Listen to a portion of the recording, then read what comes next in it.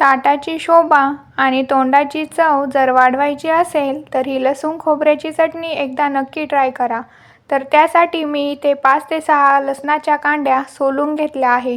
तुम्ही बघू शकता त्याच्यावरची साल काढून आपल्याला इथे लसूण सोलून घ्यायचा आहे. आणि त्यानंतर आपण जेवढा लसूण घेतला आहे तेवढंच आपल्याला खोबरं घ्यायचं आहे. गरम तव्यावरती तेलाचा वापर न करता अगदी लालसर रंग येईपर्यंत खरपूस असे लसूण आणि खोबरं आपल्याला भाजून घ्यायचं आहे.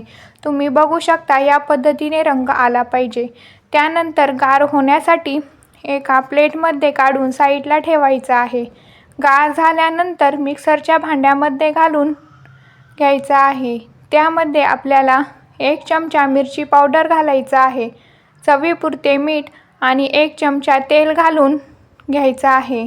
त्यानंतर मिक्सरला लावून पल्स मोडवरती थोडंसं जाडसर असं वाटून घ्यायचं आहे. तुम्ही बघू शकता या पद्धतीने आपल्याला मिक्सरला लावून वाटून घ्यायचं आहे. तर रेडी आहे आपली लसूण खोबऱ्याची चटणी. खायला एक नंबर लागते. एकदा नक्की करून बघा. गरमागरम ज्वारीची भाकरी किंवा बाजरीच्या भाकरीसोबत तर अप्रतिमच लागते आणि 7 ते 8 दिवस आरामशीर टिकते. थँक्यू.